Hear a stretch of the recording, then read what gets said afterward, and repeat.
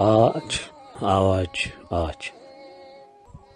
ሁሉም የሰው ዘር በእግዚአብሔር ቀን ፍርድ የሚጎበኝበትና ፍርድን የሚቀበልበት ሰዓት እነሆ ደረሰ።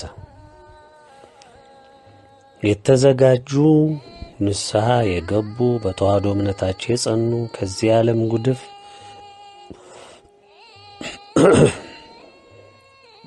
የተጠበቁ ታሰቡ። የአባቶቻቸውን ዋጋ በዚህ ምድር ተክሰው ተወደው ሊጽናኑ ለእራት ተጠርተዋልና ስማ፣ ኢትዮጵያ ታሰበች፣ በታላቅ ተጋድሎዋ ድልን ነሳች። ስማ የአዳም ዘር ሁሉ ስማ፣ አድምጥ። መግቢያ። በዚህ ምድር ላይ ለረጅም ዘመናት በሺዎች የተቆጠሩ ጊዜያት በመንግስትነት የዓለምን ሕዝብ ሲነዱ ሲገዙ የነበሩ ነገሥታት ለሥልጣናቸው ግዛቴ ለሚሉት በመቆም በአብዛኛው ለዲያብሎስ ሐሳብና ዕቅድ በመገዛት ሲጨፈጭፉ፣ ሲዋጉ፣ ሲገድሉ፣ ሲጋደሉ ኖረዋል። ይህ ሁሉ የሆነ ዛሬ ላይ ደርሰናል። በዚህ ሁሉ ሂደት ውስጥ ከጥቂት የእግዚአብሔር አገልጋይ ገዦች በስተቀር ሁሉም መንግስታት የእግዚአብሔርን ሕዝብ ቤተ ክርስቲያንን፣ እውነተኛ እምነትን ሲያጠፉ፣ ሲገሉ፣ ሲያስገድሉ፣ ሲጨፈጭፉ ኖረው ታሪክ ሆነዋል። በእግዚአብሔር ዘንድ ዛሬ በገነት ያሉ ቅዱሳን ሰማዕታት ስለ ፈሰሰው ደማቸው ሁልጊዜ የእግዚአብሔርን ቅን ፍርድ እየጠየቁ ቆይተዋል። አሁንም እየጠየቁ ነው። ጌታም ይቆዩ ጽዋው ይሙላ ብሎ በቆይታ አስቀምጧቸዋል። ዛሬ ግን ጽዋው ሞላ። ጌታም ቅን ፍርዱን ዛሬ በዚህ መልእክት ገለጸ። በዚህም መሠረት የዓለም የምናየው ገጽታዋ፣ በውስጧም ያለው ይዘት በዋናው ተዋናይ የሰው ዘር ክፉና የረከሰ የማይጠገን ጥፋት ምክንያት ፍጹም እንዲለወጥ፣ የነበረው እንዳልነበር እንዲሆን፣ በተለይም ሰው የዘራው የኃጢአት የክፋትና የትዕቢት የክህደት አዝመራ ምድሩን ፍጹም ስላበላሸ በእሳት እንዲጠረግ ተወሰነ። በምትኩም መላው ዓለም በኢትዮጵያ ዓለም ብርሃናዊ መንግሥት ስር እንድትገዛና ለእግዚአብሔር ሕዝቦች የተፈቀደው በሐዋርያው ዮሐንስ ራእይ ምዕራፍ 20 የተጠቀሰው በምድር ላይ ይፈጸም ዘንድ የተነገረው ለሺህ ዘመን የመጽናናት ጊዜ እውን እንዲሆን ተወሰነ። ዛሬም እያየን ያለነው ያላባራው እንዲያውም ታይቶም በማይታወቅ ሁኔታ የእግዚአብሔር ሕዝቦች ፍጅት ጽዋውን እንዲሞላ ካደረጉት ምክንያቶች የሚጨመር ሆኗል።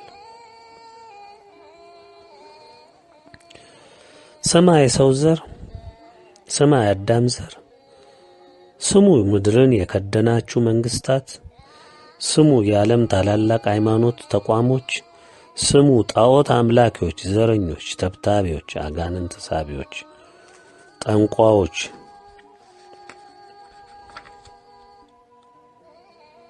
ስሙ ዛፍን ወንዝን አምላኪዎች፣ ስሙ የፍጅትና የእልቅት ባለቤቶች፣ ስሙ የእምነት ነጋዴዎች፣ ካባ ጥልቃችሁ ጥምጥም ጠምጥማችሁ መምህር እየተባባላችሁ ያላችሁ አሰናካዮች፣ ስሙ ቃሉን ለንግድ ለሆድ የለወጣችሁ፣ ስሙ ዕውቀታችሁን የምታመልኩ ምዕመንን የምትንቁ፣ ስሙ ከኛ አልፎ ማንም ለእግዚአብሔር አይናገር የምትሉ፣ ስለ እግዚአብሔር አይናገር የምትሉ፣ ስሙ ዛሬም የጌታን ቁስል የምትወጉ፣ ከኛ ውጪ እግዚአብሔር አይተንፍስ አይናገር የምትሉ፣ ስሙ አድምጡ። እግዚአብሔርን የማዘዝ ያህል በድፍረት የሰውን አንደበት ለመዝጋት የምትታገሉ፣ ስሙ ቀጣፊዎች፣ አታላዮች፣ ትዕቢተኞች፣ ጨካኞች ሁላችሁም ስሙ። እስላም፣ መናፍቅ፣ ካቶሊክ፣ ቅባት፣ ጸጋ፣ ታድሶ፣ ጣዖትን በልብህ ያነገስክ ሁሉ ስማ። ግብረ ሶዶማውያን ስሙ፣ አሁን ስሙ። ምንዝርናን ያነገሳችሁ ስሙ። በግልጽም በስውርም የቀደመውን እባብ ዘንዶውን ሐሰተኛው ነቢይን የምትታመኑ የምታመልኩ የምትሰግዱለት ሁሉ ስሙ። እንግዲህ ስማ፣ በምድር ያለ ቆይታ አብቅቶአል፣ ተደምድሟል። ስማ የሰው ዘር አድምጥ፣ ፍርድህ ተከትሎህ መጥቶ ዛሬ ሊፈጸምብህ ነው። ምንም ጊዜ የለህም፣ ይግባኝም የለም። ሁሉም ዕድልህ ጥንፍፍ ብሎ አልቋል። ዘመነ ዲያብሎስ ለሺዎች ዘመናት የነገሰበት ዘመንም አለቀ፣ ተጠናቀቀ። የእሱ ተጠዋሪ እሱን አንግሰ የኖርክ የአዳም ዘር ሁሉ ቅኑ ብርሃናዊው የእግዚአብሔር ፍርድ እንደሚፈጽምህም ተወሰነ። ስለዚህ ዓለምን የከደነ ጨለማ ሁሉ ተጠርጎ ምድር በብርሃን እንድትሸፈን ታዘዘ። ከፊትህም የመጣው ይህ ነው። ምድርም ልትፈወስ እውነተኞች የእግዚአብሔር ሕዝቦች በዚህ ጨለማ በነገሰበት ታላቅ የመከራ ዘመን ጸንተው የተገኙ የሚጽናኑባት ልትሆን ነው። ያለፉት አባት እናቶቻችን በገነት ሆነው በልዑል ቅን ፍርድ ሊደሰቱ ነው። በመንፈስ አንድነት በልጆቻቸው ሊከብሩ ነው። አንዲቷ እምነት የተወደደችው የጸናችው የተቀጠቀጠችው እምነት የተዋሕዶ ኦርቶዶክስ ጸናች፣ አሸነፈች፣ ተተከለች። እውነተኛ ልጆቿን ይዛ በምድር ላይ ሁሉ ትነግስ ዘንድ ለቅሬት የታሰቡትን የትንሣኤው ተሻጋሪዎችን አቅፋ ደግፋ በብርሃናዊ አገልግሎቷ ምድር ልትከድን እንሆ ታሰበች። ስማ፣ እየሰማህ ሂድ፣ ልብ ብለህ አድምጥ። አባትህ ዲያብሎስ የቀደመው እባብ ዘንዶ ሐሰተኛው ነቢይ ምድርን ከከደናችሁት ከእናንተ ከወዳጆቹ ጋር ወደ ሲኦላችሁ ሂዱ። እሱም ወደ እስራቱ፣ አንተም ለመጨረሻው ፍርድ ወደምትጠበቅበት ሲኦል ልትሰናበት ተወሰነ። ስማኝ፣ አድምጥ። የዲያብሎስ ተጠዋሪ ሁሉ ደህና ሰንብት። ከመጽናናት በኋላ በመጨረሻው የፍርድ አደባባይ አንተም ከሲኦልህ እኛም የተሰጠንን የመጽናናት ጊዜ ጨርሰን ከገነት ከአባቶቻችን ጋር ከአባታችን ከመድኃኔ ዓለም እንዲሁም ከእናታችን ከድንግል ጋር ከምንወዳቸው በዘመናችን ሁሉ ሲራዱን ከኖሩት ቅዱሳን ሊቃነ መላእክት ጋር በእግዚአብሔር የፍርድ ወንበር ከቀኝ በኩል ቆመን ታየናለህ። ስማ፣ እየሄድክም ቢሆን ለመጨረሻ ልንገርህ ምን ይደረግ። አንተም ከጌታ የፍርዱ ዙፋን ወንበር ከግራ ቆመህ ለእሳት ልትጣል ልትሰናበት ስትል እናይሃለን። ከዘላለም እስከ ዘላለም ከዚያ ወዲያ አንተያይም። አንተም ወደ ታላቁ የገሃነም እሳት ለዘላለም ስቃይ መሄድ ግድ ነው። እኛ ደግሞ የሚወደን አባታችን የናፈቅነው የአብርሃሙ ሥላሴ ወዳዘጋጀልን መንግሥተ ሰማይ በፈንጠዝያ እንገባለን። ከዘላለም እስከ ዘላለም እንደ ከዋክብት እናበራለን። ለዘላለም ክብሩን እያወደስን እያመሰገንን እንደ መላእክት እንሆናለን። መቼም አታምንምና አታደምጥም። ልብህ በጥርጥር ተሞልቷልና ይህን ስንነግርህ እንደምታፌዝ ለሌላ ጥፋት እንደምትዘጋጅ እርግጥ ነው። ግን ስማ፣ አብቅተሃል፣ ተደምድመሃል። አዋጁም የመጣው አንተንና አባትህ ዲያብሎስን ሊደመድም ነው። የአስቸኳይ ጊዜ አዋጅ ስንል ምን ማለታችን ነው? በመላው ዓለም በአሁኑ ሰዓት ጸንተው ቆመው የምናያቸው 205 ገደማ አገሮች አሉ። ሁሉም እንደ አያቅማቸው ሕገ መንግሥት ደንግገው ሕዝባቸውን ይገዛሉ። እኛም የኢትዮጵያ ሕዝብ በዓለም እንግዳ በሆነ ሕገ መንግሥት ለ30 ዓመት እስካሁን ሰዓት ድረስ እየተገዛንበት ነው። በጉልበተኛ የተጫነ ሕግ። እነ አሜሪካ እነ እንግሊዝ በወቅቱ ዲያብሎስ በመረጣቸው ፈረሶቹ በወያኔዎች እንድንገዛ እንዲያደርጉ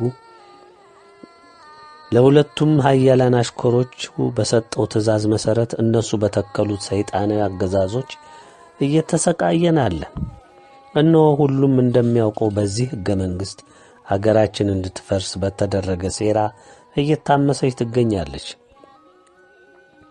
መላው ዓለም ተስማምቶ አሁን እየኖረበት ያለውን ሕገ መንግሥት ሁሉም አገር ለኔ ይሆነኛል ብሎ ቀርጾ እየኖረበት ነው።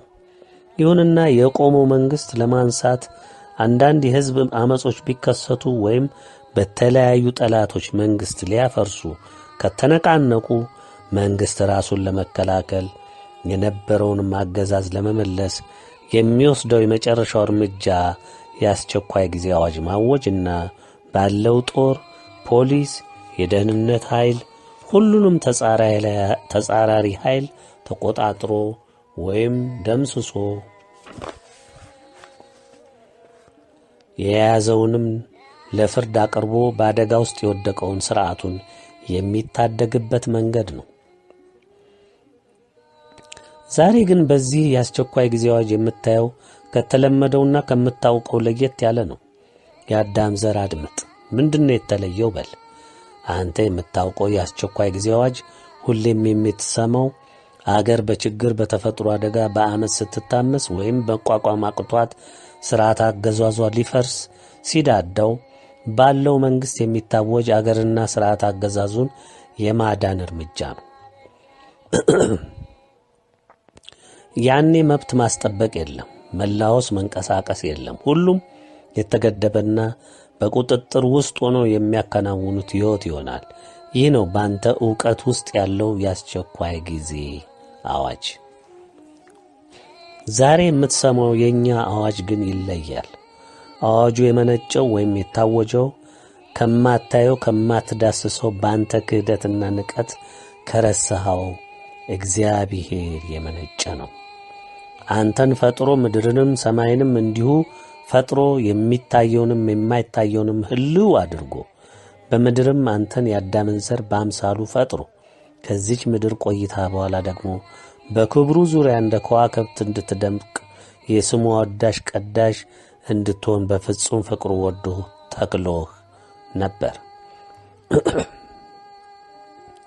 አንተ ግን ምን መለስክለት? ስለ ፍቅሩ ጥሪ፣ ስለ መዳን፣ ስለ ከፈለው የሕይወት ዋጋ አንተ ምን መለስክለት?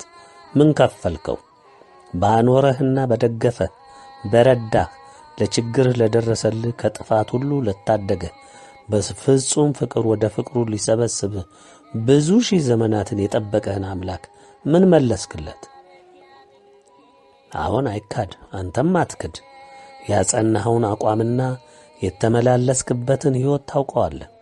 ንቀትህን፣ ክህደትህን፣ አለመጸጸትህን፣ አመጽህን አልፈህም እሱ የፈጠረውን ዲያብሎስን አምልከህ ማድረግህን አምላክህ ማድረግህን ታውቀዋለህ። ትዕግሥቱን አጠንፍፈህ በልተህ ጨርሰሃል። በመሆኑም እሱም ባታየውም እኛ ደግሞ ፈለግነው፣ በእምነት አይተነው በፍቅሩ ኖረናል። ፍርዱ እንደሚገለጥ እኛም በእምነታችን እንደምናተርፍ ተረድተን ጠብቀነዋል። ለእኛ እንግዳ አይደለም። የታመነ አምላክ በመሆኑ ይህ እንደሚሆን በእምነት አሻግረን ተመልክተናል። ዛሬም እንሆ ሆኗል። ይህ አዋጅ በጆሮህ ደርሶም እንኳ አሁንም አታምንም። ይህ መልእክት በመላው ዓለም እንደሚደርስ እርግጥ ነው። አንተ የጠፋህ ትውልድ አትሰማም። ኮሮና አንድ የበሽታ ዘር ምን ያህል አሳርህን እንዳሳየ አይተዋል። አሁንም ቫክሲን እያልክ ትራወጣለህ።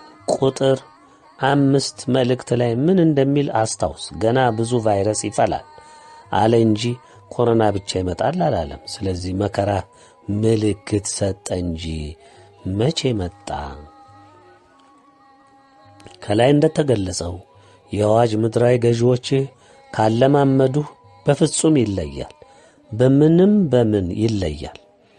በመጀመሪያ የአዋጁ ባለቤት በስልጣኑ ያወጣው አካል ምድርና ሰማይን የዘረጋው የፈጠረው ኃያሉ እግዚአብሔር ነው። አዋጁን እንዲገልጹ እነማን ታዘዙ? አዎን፣ የታመኑ ባሮቹ። ብርሃኑን በቅርብ ሲፈነጥቅ የምታየው ኢትዮጵያ የዓለም ብርሃናዊ መንግሥት የሚመሩት የሥላሴ ቀዳማይ ባሮች በፊርማቸው በደማቸው አጽድቀው አተሙበት። የእኛ አዋጅ ይለያል፣ ከለመድከው ጋር አይመሳሰልም። ያንን በዚህ ነው አንተና መሰሎች የምታውቁት የአስቸኳይ ጊዜ አዋጅ በመንግስታት የሚታወጅ ኃይልና ጉልበት ያላቸው በጦር ኃይል ፍላጎታቸውን ለመፈጸም የሚችሉበትም የሚያደርጉትም ነው። ከላይ እንደገለጽኩት የኛ ይለያል። ከማታየው ከማትዳስሰው ከፈጠረ ከእግዚአብሔር ፈጥሮም በዚች ምድር እንድትኖር ከፈቀደልህ የወጣ አዋጅ በመሆኑ ይለያል። የሚያኖርህም በቃ ካለ የሚወስድህም በሁሉ ነገር ላይ በሞትም ጭምር ላይ ሥልጣን ያለው አምላክ ያጸናው አዋጅ ነው። እግዚአብሔር እስራኤላውያንን ከግብፅ ምድር ከፈርዖን የጭካኔ አገዛዝ ቃል በገባው መሠረት ነፃ ሊያወጣቸው መጣ። ቃሉን አክባሪው ልዑል በታመነ ባሪያው አማካኝነት እስራኤላውያንን ነፃ ለማውጣት ሲንቀሳቀስ የላከው ሙሴንና አሮንን ነበር።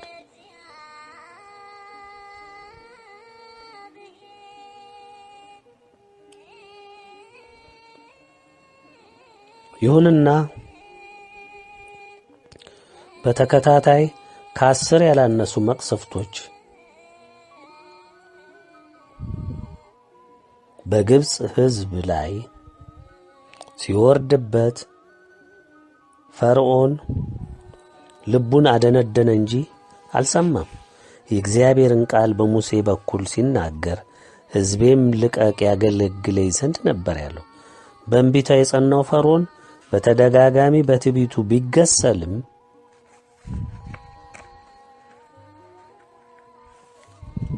የመጨረሻው ክፉ አስደንጋጭ ቁጣ መጣ።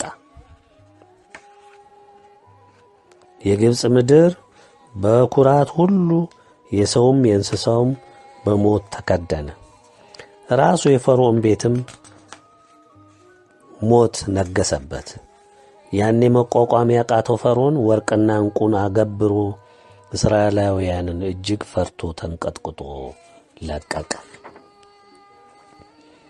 ዛሬም እግዚአብሔር ደጋግሞ በተለያዩ ቅጣቶች ዓለምን ቢመክር ቢገስጽ ሕዝቤንና የምወደውን የተዋሕዶ ኦርቶዶክስ እምነት ከጨበጠው ሕዝቤ ጋር ያገለግለኝ ዘንድ ልቀቅ ብሎ በባሪያው በኩል ከ15 ዓመታት ላላነሰ ጊዜ ደጋግሞ እርምጃ በመውሰድ ፈቃዱን ግልጽ አደረገ። ነገር ግን በመላው ዓለም ስሩን የተከለው ዲያብሎስ ሁሉንም ዓለም ሁሉንም የአዳም ዘር በቁጥጥሩ ስር ስላደረገ አልሰማም። ኢትዮጵያን የተዋሕዶ እምነትን አልለቅም አለ። ጭራሹን መከራዋን እጅግ አከበደ። በመሆኑም ዓለም ያላየውን ያልሰማውን ይሆናልም ብሎ በፍጹም በሕልሙም የማያየውን መከራ እነሆ ተጭኖ መጣ። በዚህ መሠረት እነሆ ከጸባዖት ትእዛዝ ወጣ። አዋጁ ማን ያስፈጽማል?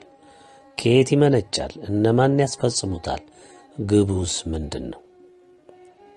ይህ አዋጅ በመላው ዓለም ያለው የአመፃ ትውልድ ሁሉ እግዚአብሔርን የካደ የማይሰማ የማይለማ ትውልድን የሚያስወግድ ሲሆን በምትኩም ለሥላሴ የታመነችው እምነት ተዋሕዶና በእሷ ስር ሆነው ታላቅ መከራና ስቃይን ለብዙ ዘመናት የተቀበሉትን በፈጣሪያቸው የታመኑትን ምድርን እንዲወርሱ እንዲተከሉ ያደርጋል።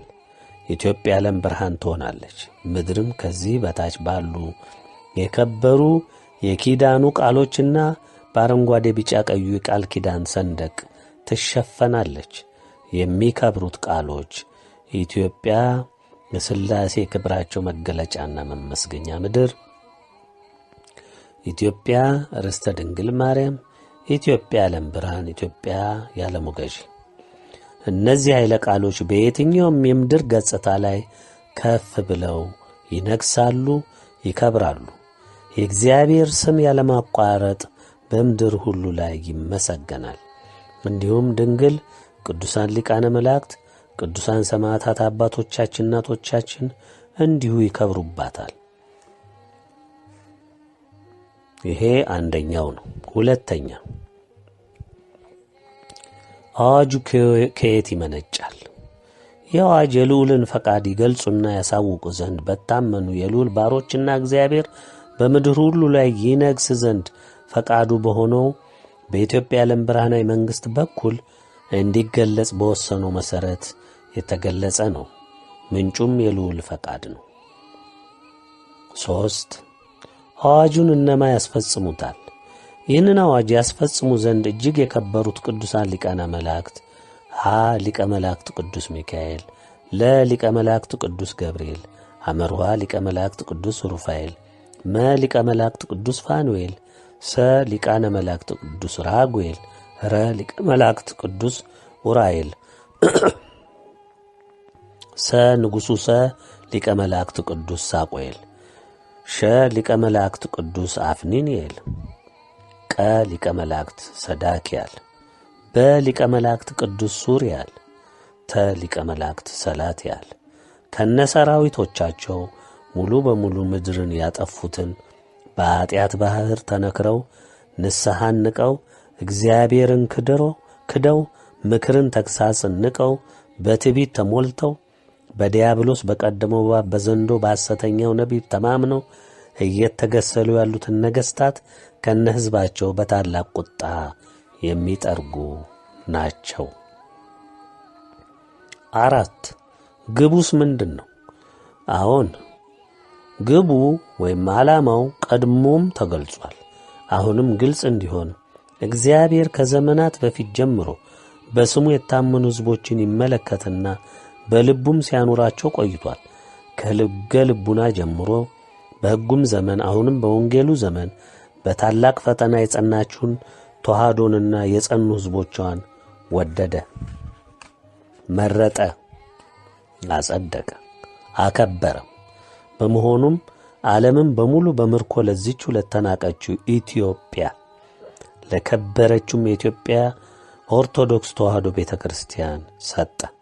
በመሆኑም ይህ ይፈጸም ዘንድ ግድ ሆነ። ግቡም ይኸው ነው። የኢትዮጵያ የዓለም ብርሃናዊ መንግሥት በመላው ዓለም ላይ ማንገስ ነው።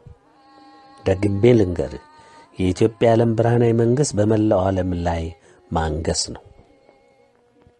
5 ለትንሣኤው ዘመን የተመረጠውን ስንዴውን ከገለባ መለየት፣ ገለባውን ለእሳት መስጠት፣ ለቀደመው እባብ፣ ለዘንዶው፣ ለሐሰተኛው ነቢይ የሰገዱትን ያመለኩትን ምልክቱን የተቀበሉትን ወደ ሲኦል እንዲሰናበቱ ማድረግ ነው። 6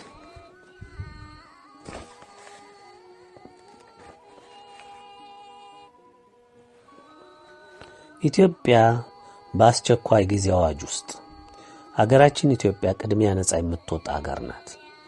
በመሆኑም የሚወሰደው እርምጃ ፈጣንና ቶሎ የሚፈጸም ነው ያለው የኢትዮጵያ መንግሥትም በዚህ አዋጅ መሠረት ተሰናብቷል።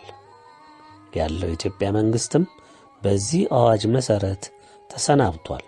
በቀደሙት መልእክታት የታዘዘው ቅጣት ሁሉ ይፈጸምበታል። 7 አፍሪካ እንዲሁ እንደ ኢትዮጵያ ከሚፈጠረው ሁኔታ ጋር አብራ ትጸዳለች። በቅድሚያም የኢትዮጵያ አካል መሆኗ ይረጋገጣል።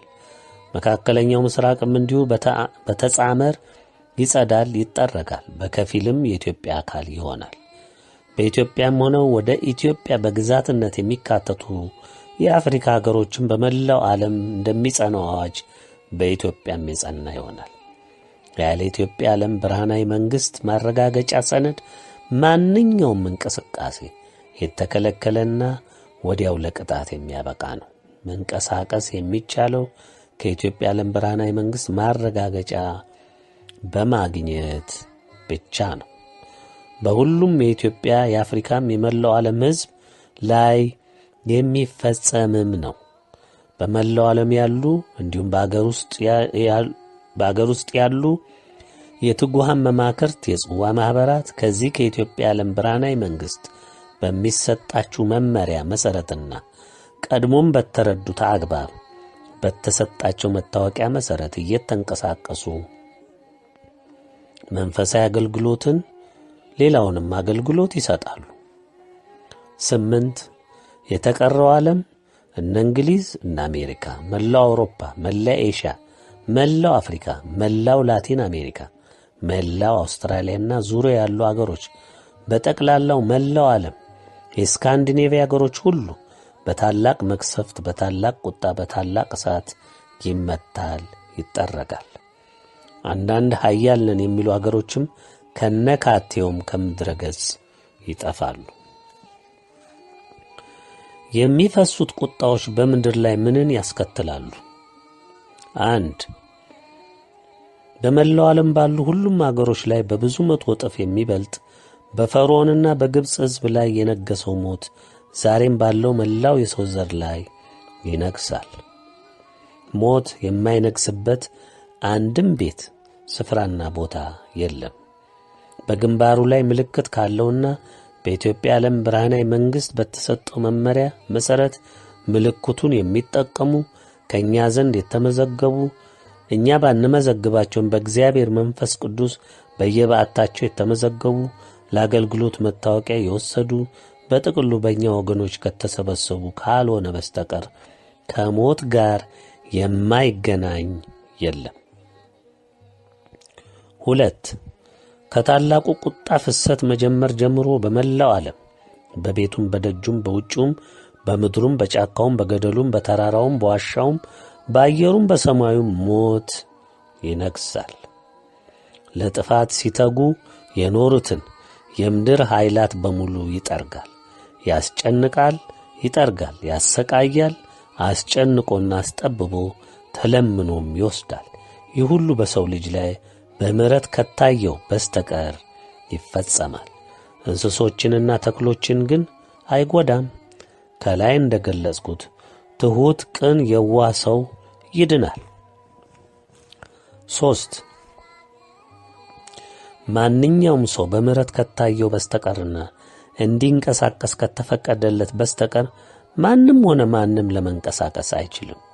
ፈቃጁ ደግሞ ማን ነው ለሚለው የኢትዮጵያ የዓለም ብርሃናዊ መንግሥት መሪዎች ሲሆኑ የእነሱ ፊርማ ያረፈበት መታወቂያ ወይም ደብዳቤ ያለው ሰው መንቀሳቀስ ይችላል። ፈቃድ ለመጠየቅ፣ ምሕረት ለመጠየቅ፣ እጅ ለመስጠት፣ ለሌሎቹም ጉዳዮች የኢትዮጵያ የዓለም ብርሃናዊ መንግሥትን መሪዎች እንዴት ማግኘት ይቻላል ለሚለው ደግሞ በመላው ዓለም የተቋቋሙ የትጉሃን መማክርቶች እንዲሁም የጽዋ ማኅበር አባላትን ማግኘትና መጠየቅ ይቻላል። እነሱ ከእኛ ጋር የሚገናኙ ወይም የሚያገናኙ ድልድዮች ስለሆኑ መፍትሔው ይህ ብቻ ነው። 4 ማንኛውም የእግዚአብሔር ቤተሰቦች የተመዘገባችሁም ባትመዘገቡም በእኛ ዘንድ የምትታወቁም እንዲሁም እግዚአብሔር ከሁሉ ከልሎ ደብቆ ያቆያችሁ ሁሉ ባላችሁበት በዓታችሁ የኢትዮጵያን ሰንደቅ አረንጓዴ፣ ቢጫ፣ ቀዩን በደጃችሁ መስቀል ግዴታ ነው። አብሮትም ከስሩ የሚጠቀሱ የከበሩ የኪዳኑን ቃሎችን ጽፋችሁ አብራችሁ ትሰቅላላችሁ። ስማችሁንና የተመዘገባችሁትን ቁጥር ታሰፍራላችሁ። ላልተመዘገባችሁ እምነቱ አለኝ ብላችሁ በእምነት ላደረጋችሁ ደግሞ በኢትዮጵያ የዓለም ብርሃን መልእክታት በእርግጥ የምታምኑበት በትክክል የተዋሕዶ ኦርቶዶክስ ልጆች የሆናችሁ በንስሐ ራሳችሁን ከዓለም ጉድፍ የጠበቃችሁ በእምነት ልክ እንደተመዘገቡት አድርጉ። ማን ያውቃል እግዚአብሔር ስለ እምነታችሁ፣ ስለ ቅልባችሁ፣ ስለ የዋህነታችሁ ቀድሞም ስለ አለማስማታችሁ ራርቶላችሁ መድኃኔዓለም ድንግል ሊታደጓችሁ ይችላሉና በዚህ ምክራችን ይህ ነው።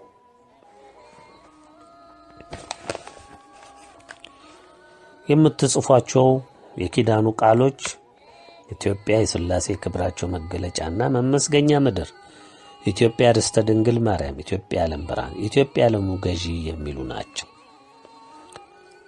5 በታላቁ የቁጣ ፍሰት በመላው ዓለም ያለ ማናቸውም የትራንስፖርት አውሮፕላን፣ መርከብ፣ መኪና፣ የእንስሳም ማጓጓዣ ሁሉ አገልግሎት በሙሉ ይቆማል፣ ይቋረጣል። ቢንቀሳቀስም ወዲያው ይጠረጋል። ማናቸውም ማምረቻዎች፣ ፋብሪካዎች፣ አገልግሎት ሰጪዎች፣ የጤና ተቋሞች፣ የግልም የመንግሥትም ድርጅቶች፣ መስሪያ ቤቶች፣ ዓለም አቀፍ ተቋሞች፣ ድርጅቶች በሙሉ ይከረቸማሉ። የሚጠፉትም ይጠፋሉ። ለመንቀሳቀስም ለመስራትም ለሁሉም በመላው ዓለም የጸናው ያለመንቀሳቀስ ትእዛዝ ሲነሳ ብቻ ነው ለመንቀሳቀስ የሚቻለው። ከኢትዮጵያ ዓለም ብርሃናዊ መንግሥት በሚሰጥ ጊዜያዊም ሆነ ቋሚ የፈቃድ ትእዛዝ ብቻ ነው ለመንቀሳቀስ የሚቻለው። ደግሜ ነግራችኋለሁ። ለመንቀሳቀስም ለመስራትም ለሁሉም በመላው ዓለም የጸናው ያለ መንቀሳቀስ ትእዛዝ ሲነሳ ብቻ ነው ለመንቀሳቀስ የሚቻለው። ከኢትዮጵያ የዓለም ብርሃናዊ መንግሥት በሚሰጥ ጊዜያዊም ሆነ ቋሚ የፈቃድ ትእዛዝ ብቻ ነው ለመንቀሳቀስ የሚቻለው። 6. በኢትዮጵያ የሚተከለው የሚነግሰው ኢትዮጵያ የዓለም ብርሃናዊ መንግሥት እዚህ በኢትዮጵያ በፈቀደው ጎጆ ወይም ማናቸውም አናሳ ቤት ሆኖ አመራሩን፣ ውሳኔውን፣ ትእዛዙን፣ ፍርዱን ያከናውናል። ቤተ መንግሥት ያማረ ሕንፃ አያስፈልገውም። ዓለም በእግዚአብሔር ፊት ኢምንት ብናኝ አቧራ እንደሆንክ በርግጥ ታውቅና ትመሰክር ዘንድ በእኛ በድሆች በተናቅን በተጠላን ዕውቀትም ሀብትም ጥበብም ክብርም በሌለን የኀጢአተኛ ደካማ የመድኃኔ ዓለምና የድንግል ልጆች ፊት ቀርበህ ትዳኛለህ፣ ትታዘዛለህ፣ ግዴታህንም ፈቅደህ ወይም ተገደህ ትፈጽማለህ። ሁን የተባልከውን ትሆናለህ። 7. በኢትዮጵያ እንደ መኖራችን መጠን እኛንም ለማግኘት ሆነ ወይም በግል ጉዳይ ለመንቀሳቀስ ወደ ውጭም ለመውጣት ለመግባት የግድ ማጓጓዣ ስለሚያስፈልግ የኢትዮጵያ አየር መንገድ ብቻ በመላው ዓለም እንዲንቀሳቀስ ይደረጋል። አየር መንገዱ ከኛ የተሰጠውን የቃል ኪዳን ምልክት ሰንደቁንም የቃል ኪዳን ቃሉንም በውጭ አካሉ ላይ በሚታይ መልኩ መለጠፍ አለበት። ይህም ብቻ አይደለም፣ ከኛ ዘንድ የተፈረመበትን ደብዳቤ መያዝ አለበት። የሌሎች አገሮች የትልቆቹም የትንሾቹም አየር መንገዶች በሙሉ በራሳቸው አርማ ወይም ሰንደቅ መንቀሳቀስ አይችሉም። በራሳቸው አገርም ውስጥ መንቀሳቀስ አይችሉም። ለመገልገልም ቢሆን የሚችሉት በኢትዮጵያ አየር መንገድ ብቻ ይሆናል። የእነሱ አየር መንገድ በኢትዮጵያ አየር መንገድ ስር ሆኖ በሱ እየታዘዘ በሚሰጠው የኢትዮጵያ አየር መንገድ ደብዳቤና የቃል ኪዳኑ ምልክት ብቻን በማድረግ መንቀሳቀስ ይችላል። ታምኖበት ሲፈቀድለት ብቻ ነው ይህም የሚሆነው። ፈቃጁም የኢትዮጵያ የዓለም ብርሃናዊ መንግሥት ብቻ ነው። 8. በመላው ዓለም የአየር የየብስ የባህር ጉዞና መገናኛ ሁሉ ይቆማል። በማናቸውም የራሱ መንገድ መንቀሳቀስ አይችልም። ሁሉም ዓለም አቀፍ ኩባንያዎች፣ ኢንዱስትሪዎች፣ ማምረቻዎች፣ የኤሌክትሮኒክስ መገናኛዎች በሙሉ ይቆማሉ። ደጋግመን እንደገለጽነው ሰው ሁሉ ለመነቃነቅ አይቻለውም ከኛ ፈቃድ ካላገኘ በስተቀር። አንዱ አንዱን አይረዳም። በሁሉም ስፍራ ሞት ይነግሣል። ደጋግመን እንደገለጽነው በእያንዳንዱ የአዳም ዘር በየትኛውም የዓለም ስፍራ ይኑር በማናቸውም ባለበት ስፍራ ሁሉ ሞት ይነግሣል ከባለ ምልክቶች በስተቀር። እነሱም በቁሶቹም ለመገልገል ይችላሉ ለራሳቸው ብቻ። 9. በመላው ዓለም የየትኛውም አገር መንግሥት መንቀሳቀስ አይችልም። እንደ መንግሥትም መሆን አይችልም። በጠቅላላ ሁሉም የሰው ዘር በማናቸውም የኢኮኖሚ፣ የማኅበራዊ፣ የወታደራዊ እንቅስቃሴ መሳተፍም ማድረግም አይችሉም። በአገር ውስጥም በውጭም በማናቸውም ጉዳይ ያለ ንጉሠ ነገሥት ቴዎድሮስ ወይም ራሱ ፈቅዶ ከወከለ ሰው ፊርማና መታወቂያ ወይም ሰነድ ውጪ መንቀሳቀስ አይቻልም። ሁሉም የአዳም ዘር መዳንም ከመጣው ቁጣ መትረፍም የሚችለው እግዚአብሔር ትረፍ ካለው ብቻ ነው። ተርፎም ቢሆን ኢትዮጵያ የዓለም ብርሃናዊ መንግሥት መሆኗን መሪዎቿም የሥላሴ ባሮች መሆናቸውን የኢትዮጵያ ኦርቶዶክስ ተዋሕዶ ቤተ ክርስቲያን አንዲቷ እውነተኛይቱ እምነት አሸናፊዋ እምነት መሆኗን ከልቡ አምኖ መቀበልና መጸጸት ይገባዋል።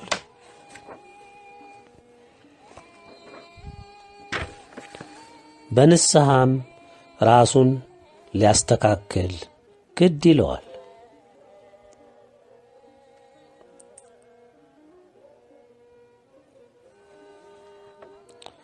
የዳነውም በእግዚአብሔር ቸርነት መሆኑን አውቆ ሥላሴን ድንግልን ሊያመሰግን ይገባዋል። 10. በኢትዮጵያ ሀገራችንና በጎረቤት ሀገሮች ሁሉ አዋጁ መተግበር ሲጀምር ምንም አይነት እንቅስቃሴ ማድረግ አይቻልም። እንቅስቃሴ ለማድረግ ከኢትዮጵያ ዓለም ብርሃናዊ መንግሥት የሚሰጥ ሰነድ ግዴታ ያስፈልጋል። ደጋግመን የምናነሳው ግድ መሆኑን ሁሉም እንዲያውቀው ስለፈለግን ነው። 11 በመላው ዓለም ያሉ የየብስ መገናኛዎች፣ ባቡር፣ ከባድ የጭነት መኪኖች፣ ትላልቅ የሕዝብ ማመላለሻዎች፣ ማናቸውም የተቋማት የትራንስፖርት አገልግሎት ሰጪ መኪናዎች፣ የግል የንግድ ትናንሽ መኪናዎች፣ ሁሉም ተሽከርካሪዎች በምንም መንገድ ያለ ኢትዮጵያ ዓለም ብርሃናዊ መንግሥት ፈቃድ ወይም ትእዛዝ መንቀሳቀስ በፍጹም አይቻልም። የባህር ትራንስፖርቱን በሙሉ መንቀሳቀስ አይችልም። ከተንቀሳቀሰው ወዲያው ይወገዳል። በባህር ላይና ውስጥ የሚንቀሳቀሱ ለወታደራዊ ዓላማ የተሰማሩ በሙሉ ይወገዳሉ። 12 በውሃ ውስጥ የተሰቀሉ ማናቸውም ሳተላይቶች ለወታደራዊ መረጃ፣ ለስለላ፣ ለአጥቂነት፣ ለሌላም አጥፊ ስምሪት ያላቸው ሳተላይቶች ቋሚ ስቴሽኖች በሙሉ ይወገዳሉ። 13 በመላው ዓለም ካሉ አገሮች ውስጥ ኃያል ነን የሚሉ ኒውክሌር፣ ኬሚካል፣ ኒውትረን፣ ባዮሎጂካል መሳሪያ የታጠቁ አሜሪካ፣ እንግሊዝ፣ ፈረንሳይ፣ ቻይና፣ ራሽያ፣ ህንድ፣ ፓኪስታን፣ ሰሜን ኮሪያ፣ ኢራን፣ እስራኤል እነዚህ በግልጽ ዓለም ያወቃቸው ኒውክሌር ታጣቂዎች በመጀመሪያ በከባድ ጠረጋ ውስጥ የሚወድቁ ናቸው። ዕድሜም ጊዜም ፋታም የማይሰጣቸው ናቸው።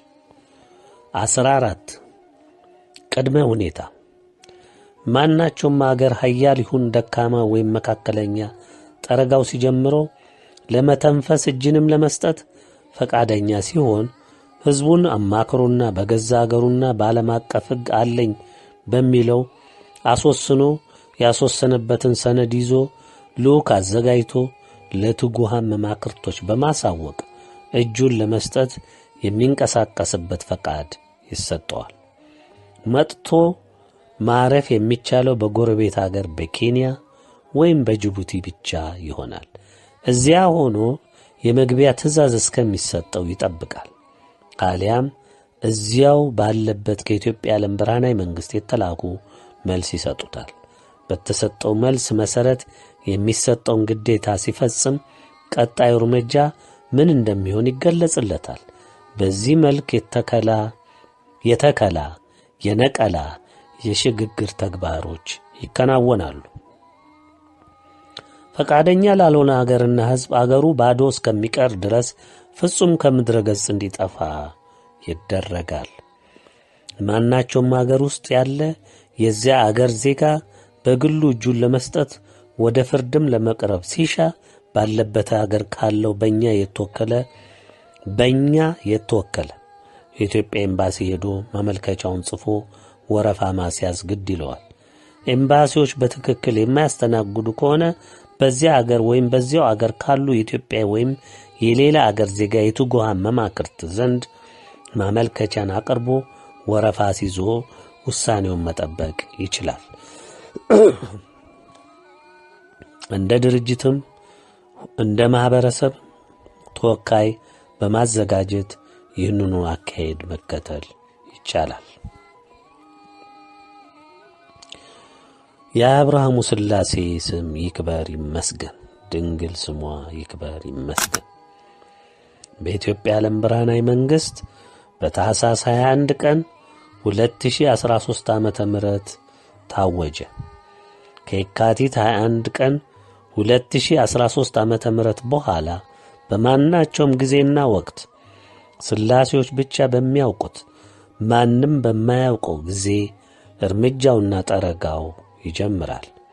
የታለመለትን ግብ ሳይፈጽም በምንም መልኩ አይቆምም።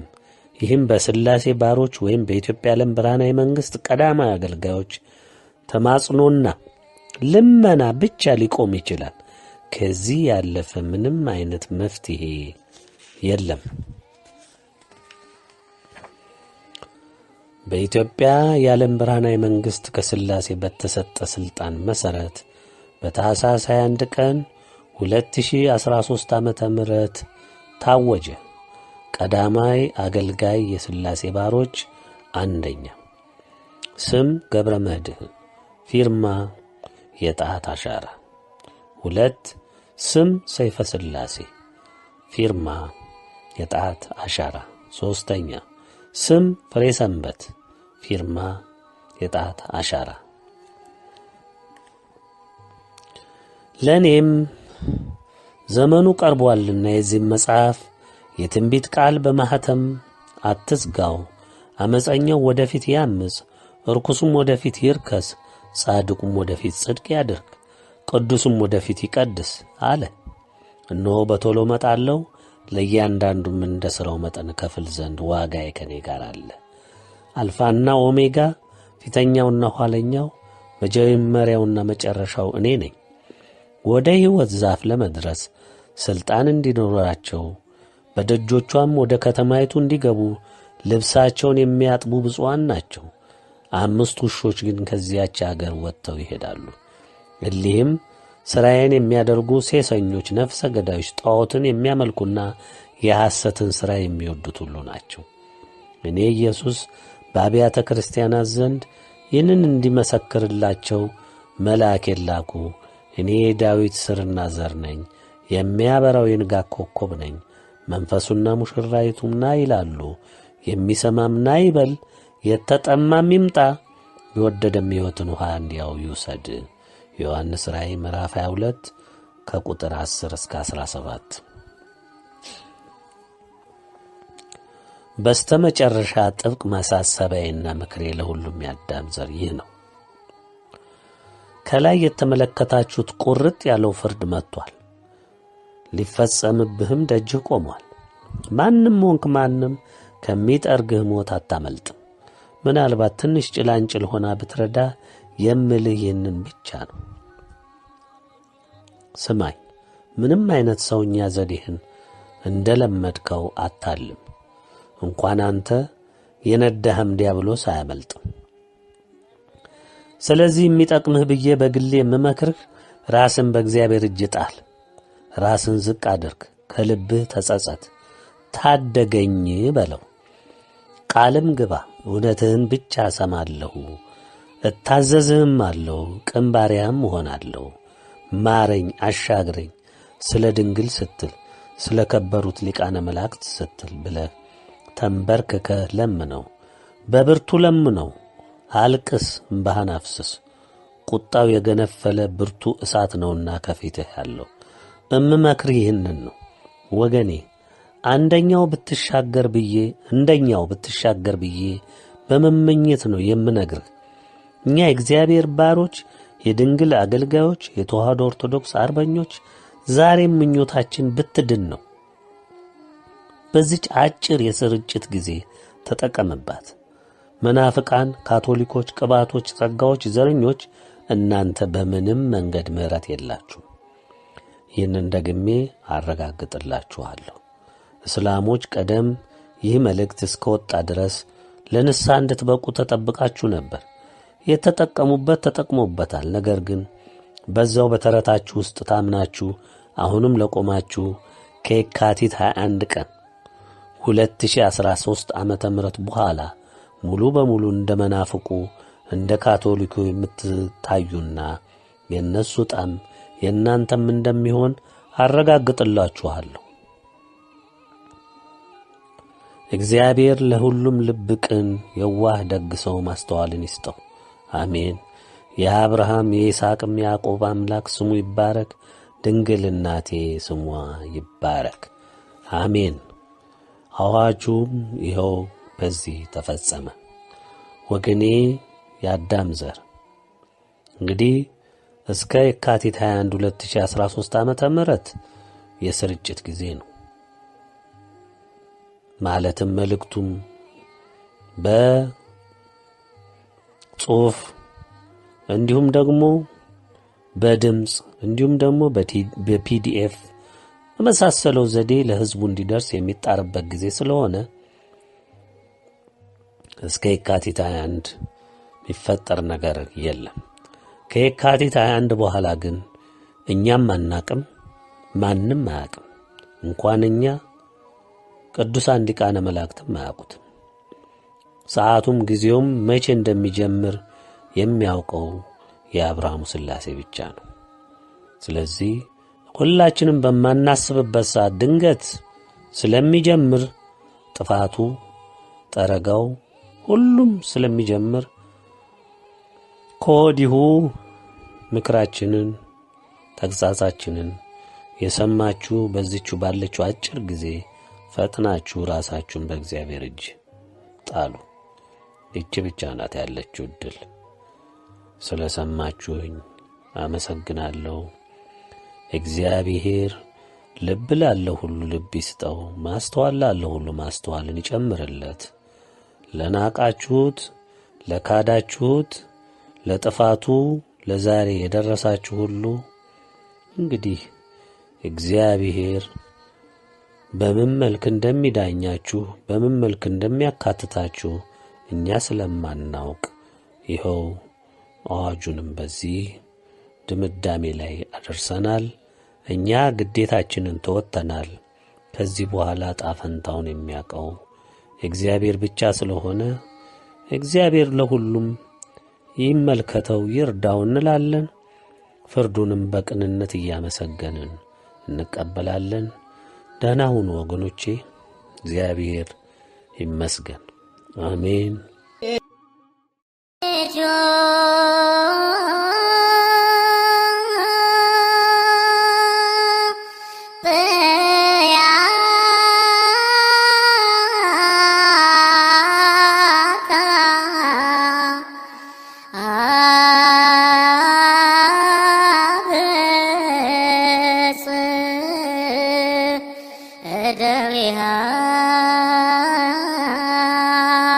እግዚአብሔር ነገሥተ ምድር ሰብህ